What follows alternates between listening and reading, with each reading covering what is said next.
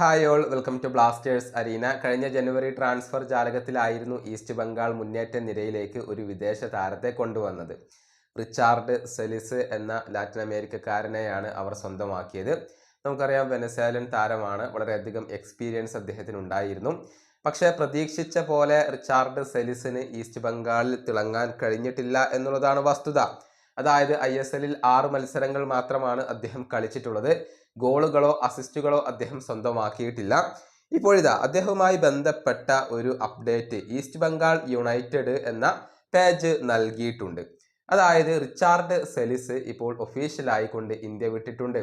അദ്ദേഹം തൻ്റെ ജന്മനാട്ടിലേക്ക് മടങ്ങിയെത്തിയിട്ടുണ്ട്. മാത്രമല്ല, ഇനിയൊരു തിരിച്ചുവരവില്ല എന്ന കാര്യം കൂടി ഇവർ റിപ്പോർട്ട് ചെയ്യുന്നുണ്ട്. അതായത് ഈസ്റ്റ് ബംഗാളിന്റെ അടുത്ത സീസണിലേക്കുള്ള പ്ലാനുകളിൽ റിച്ചാർഡ് സെലിസിന് ഇടമില്ല എന്നാണ് ഇവർ റിപ്പോർട്ട് ചെയ്തിട്ടുള്ളത്. അദ്ദേഹത്തിന്റെ ക്ലബിലെ ആ ഒരു കരിയർ ഇപ്പോൾ അവസാനിച്ചിട്ടുണ്ട്. അദ്ദേഹത്തെ നിലനിർത്തേണ്ടതില്ല എന്ന ഒരു തീരുമാനമാണ് ഈസ്റ്റ് ബംഗാൾ എടുത്തിട്ടുള്ളത്. ഏതായാലും വലിയ മാറ്റങ്ങൾ ഈസ്റ്റ് ബംഗാൾ എന്ന ക്ലബിനകത്ത് സംഭവിക്കാൻ പോവുകയാണ്. ചുരുങ്ങിയത് 4 വിദേശ താരങ്ങളുടെ കാര്യത്തിലെങ്കിലും മാറ്റങ്ങൾ ഉണ്ടാകും എന്നത് 19R ഫുട്ബോൾ ഇന്നലെ സ്ഥിരീകരിച്ചിരുന്നു. മികച്ച ഓഫർ ലഭിക്കുകയാണെങ്കിൽ ദിമിത്രിയോസ് ഡയമൻഡക്കോസിനെ പോലും കൈവിടാൻ ഈസ്റ്റ് ബംഗാൾ തയ്യാറായി കഴിഞ്ഞു എന്നാണ് വാർത്തകൾ ചൂണ്ടിക്കാണിക്കുന്നത്. ഈ വീഡിയോ അവസാനിപ്പിക്കുന്നു. അടുത്തൊരു വീഡിയോയുമായി വീണ്ടും കാണാം.